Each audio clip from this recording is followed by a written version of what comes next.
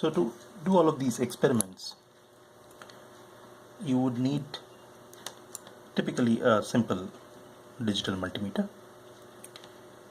and its operations are pretty simple. You have, the one that I have is a pretty old version, but it's mostly sufficient for most of the experiments.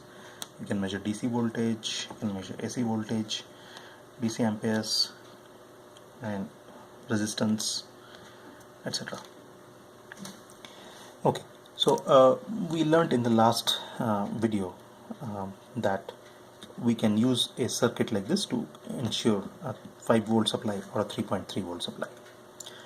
Today we'll go ahead and make a simple circuit, our first circuit.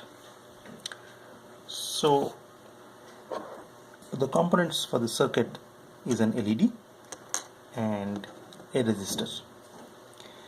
Now a resistor needs to be read in terms of its resistance. So as per the chart shown earlier, resistance can be read by reading the colors on the rings, by noting the colors on the rings. For example, this one is a brown followed by a black followed by a red ring, and then followed by a golden brown ring. So the value of this can be very easily determined from the image shown earlier. So the brown stands for 1, the black stands for 0, and then the red stands for a multiplier of 2, 10 to the power 2, which means the value of this resistance is 1, 0 into 10 to the power 2, which is 1 kilo ohms. So we'll fix this. So a resistor is non-directional, which means that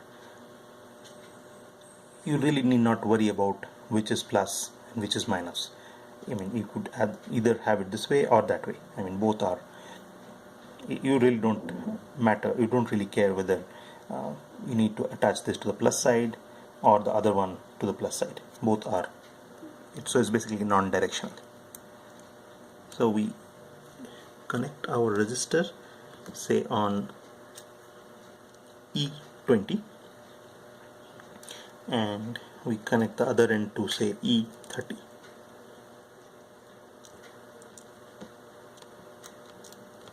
So I have now a circuit with a resistor and a voltage which I have not yet connected. So let me connect the voltage. So the voltage is 5 volt or 3 volt. So I have enabled the voltage, and I also have an LED.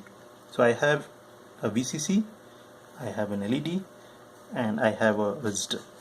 So to complete the circuit, let me add the LED. An LED is a directional device or a component. You can see one of the legs of the LED is longer than the other leg. So you can safely assume this leg is positive and this leg is negative. So I will connect this to the row D. So I need to connect. So I am assuming this is the plus. So I say let me connect it to D35. D35 is this one. And the other end I connect to D30.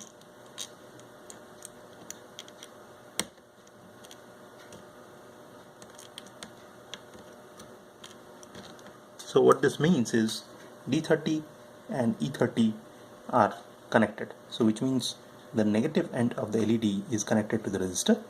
The positive end is floating. There is no other connection there. The other end of the resistor is also floating. There is no other connection there. Now we need a couple of jumper wires to kind of complete the circuit. So as you can see, this has a voltage, this has a resistor, and this has an LED. Utilizing the jumper wires, we will connect, say let's use the 5 volt supply first. So we'll connect the 5 volt to, we are connecting to the row number C, but you see that it will be in the same circuit because it will connect to the positive end of the LED.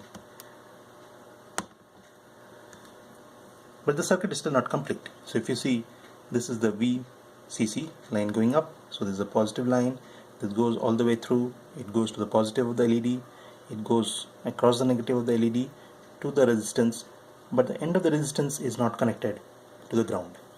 So the circuit is not complete. So we use the other jumper wire and connect, say, the negative with the negative, and instantly you see the LED is switched on. So utilizing the multimeter, let's quickly check the voltage differences across. So the LED, the voltage difference across is 2.43 volts, and the voltage difference across the resistance is 2.6 volts. In reality, the 5 volt supply got distributed across the LED and the resistance. So the total value of the voltage across should be 5 volts. Let's just quickly check that. I'll remove the two ends, and I connect the negative,